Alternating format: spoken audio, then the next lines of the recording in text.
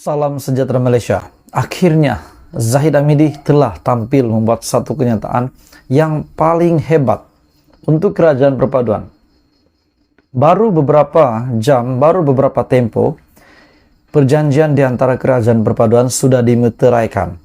Datuk Sri Anwar Ibrahim sebagai pengerusi, Pakatan Harapan sebagai Perdana Menteri hari ini, ketua bagi kerajaan perpaduan.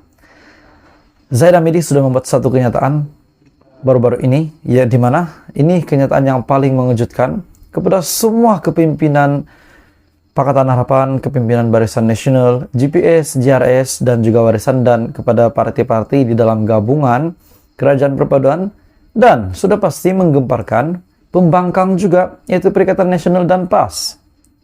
Jadi sebelum saya teruskan hujah hari ini, tolong tekan butang subscribe supaya kamu tidak terlepas perkembangan terkini daripada channel ini. Kenyataan Zahid ini sangat mengejutkan. Daripada Biharian.com, satu kenyataan yang dibuat oleh Presiden UMNO itu. Tiada lagi pertukaran kerajaan penggal ini. Kenyataan daripada Ahmad Zahid. BN tidak mahu lagi ada kerajaan baru, kerajaan perpaduan yang dibentuk dalam tempo Dewan Rakyat Penggal ini. Pengerusi BN, Datuk Seri Dr. Ahmad Zahid Hamidi, berkata, usul undi percaya terhadap Perdana Menteri Datuk Seri Anwar Ibrahim Isnin ini ialah manifestasi kepada kehendak utama supaya kerajaan perpaduan yang sudah terbentuk terus berfungsi sehingga penggalnya berakhir 5 tahun lagi. Walaupun kita tahu pada Isnin ada sidang khas Dewan Rakyat yang antaranya akan memberikan keabsahan kepada kerajaan perpaduan Malaysia bagi menentukan tempo satu penggal, ini bermakna tidak akan terdapat lagi pertukaran kerajaan yang menyebabkan berlakunya ketidakstabilan politik. Saya sangat setuju dengan kenyataan daripada Zahid Hamidi. Sebab sekiranya tiba-tiba Datuk Seri Anwar Ibrahim kalah, takkanlah kerajaan, takkanlah rakyat nak jadi mangsa dengan keadaan politik di Malaysia pada hari ini. Perubahan kerajaan sekali lagi ini mengekang pertumbuhan ekonomi negara serta masalah yang berkaitan dengan dihadapi oleh rakyat pada keseluruhan. Beliau juga berkata demikian pada sidang media selepas merasmikan sambutan 40 tahun serta mesyuarat agung perwakilan kali ke-40 koperasi peserta-peserta Felkra Malaysia Berhad. Ahmad Zahid berkata, parti politik yang membentuk gabungan kerajaan pada ketika ini perlu segera mengetepi segala perbezaan dan memberi fokus untuk membangunkan negara secara bersama. Atas komitmen semua parti politik, walaupun kita kabilah dengan berbeza, namun realiti yang berada di hadapan kita hendaklah dikesamping perbezaan pegangan kita. Jika ada pun perbezaan pendapat itu, ada kaedah yang harus dilaksanakan secara tasawuf dengan penuh akhlak yang tinggi dan juga adab al-iktilaf. Ini harus ditangani mengikut prinsip utama siasa Islami, katanya. Ahmad Zahid juga berkata, semua pihak harus berpijak di bumi yang nyata dan mengakui realiti. Kestabilan politik harus diwujudkan biarpun wujud perbezaan pendapat. Selepas PRU15, kerajaan perpaduan sudah terbentuk. Jadi, kenapa masih ada pihak yang nak protes kerajaan perpaduan yang sudah dibentuk hari ini? Kalau sudah dibentuk, bermakna politik di Malaysia semakin stabil. Dan ini juga pernah dinyatakan oleh Yang di-Pertuan Agong. Pembentukan kerajaan perpaduan, walaupun pada sebelum ini Muhyiddin Yassin sendiri telah menolak untuk bergabung dengan Anwar Ibrahim, di mana Agong telah mencadangkan bahwa Perikatan Nasional dan Pakatan Harapan untuk membentuk kerajaan, bergabung membentuk kerajaan. Tetapi Muhyiddin Yassin telah mengingkari cadangan itu dan tidak mahu bekerja sama dengan Pakatan Harapan. Dan pada akhirnya, Datuk Seri Anwar Ibrahim membentuk kerajaan dan menjadi Perdana Menteri. Membentuk kerajaan bersama parti-parti yang lain, Barisan Nasional, GPS, JRS, dan juga Warisan, serta beberapa parti yang lain. Jadi, tuan-tuan dan puan semua, satu kenyataan hebat daripada Zahid Hamidi saya rasa, yaitu bila beliau sangat menyokong kerajaan perpaduan hari ini. Jadi teruskan bersama di dalam channel ini untuk perkembangan politik seterusnya.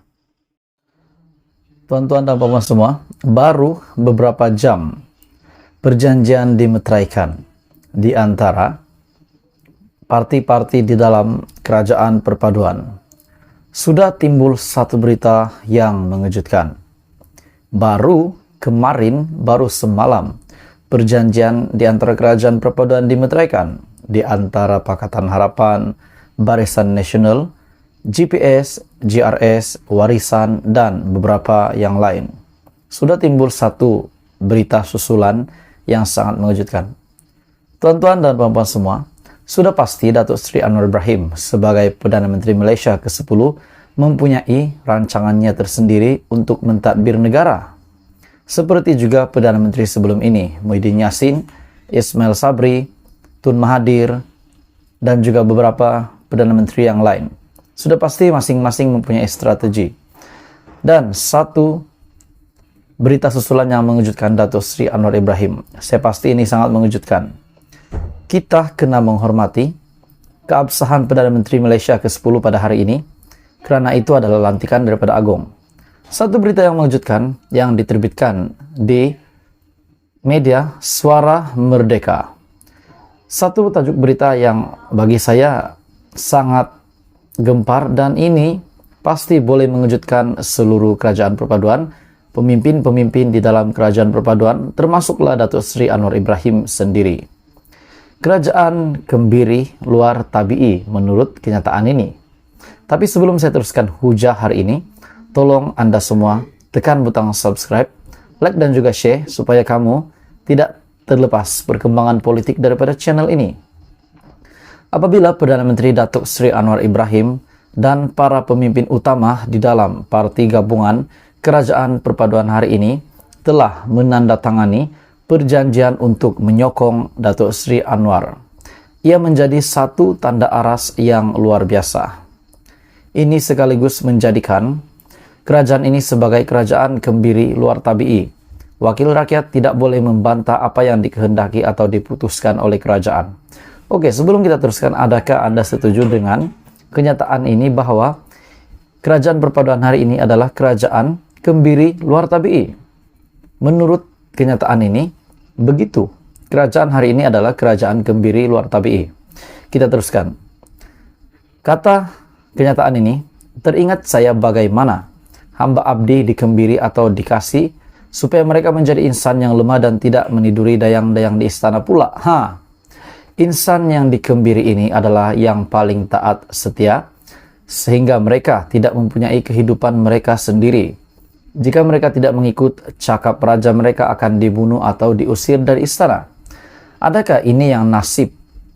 Ini nasib yang menimpa kepada menteri-menteri, timbalan-timbalan menteri, dan juga semua yang mempunyai jawatan di dalam kabinet kerajaan perpaduan dan yang mempunyai kuasa di dalam kabinet ataupun di bawah kerajaan perpaduan pimpinan Datuk Seri Anwar Ibrahim. Adakah mereka benar-benar tidak mempunyai kehidupan? Setelah seumur hidup menjadi hamba di istana, kehidupan di luar bukanlah sesuatu yang mudah menurut kenyataan ini. Dalam hal politik negara pada hari ini, wakil rakyat bukanlah hamba abdi, sebaliknya adalah wakil kepada pengundi. Jika mereka hanya menjadi pak turut dalam semua hal, itu merupakan satu pengkhianatan terhadap kepercayaan para pengundi. Memetik daripada satu berita di mana ahli parlimen ataupun MP yang tak sokong usul Perdana Menteri dan juga kerajaan perpaduan perlu kosongkan kerusi. Bila kita fikir, tuan-tuan dan puan-puan semua, bila kita fikir sebelum mereka menyertai kerajaan perpaduan, mereka pasti sudah bersedia untuk memberikan sokongan sepenuhnya kepada Perdana Menteri pada hari ini kerajaan perpaduan, yaitu Datuk Seri Anwar Ibrahim. Kenapa masih ada kenyataan begini?